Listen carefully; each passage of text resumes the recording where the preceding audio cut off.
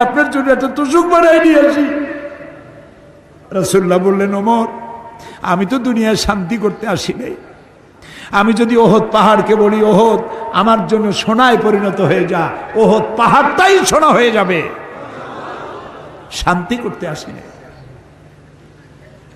নবীজি বললেন, আয়েশারে সোনাগুলি বিতরণ করে দাও, সাদকা করে দাও।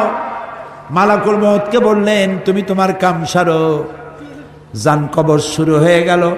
নবীজি জীবনের শেষ কথা মুখ থেকে উচ্চারিত হলো, আসসালাত আসসালাত ওয়া মা মালাকাত আইমানুকুম, ও আমার উম্মতেরা, নামাজ নামাজ।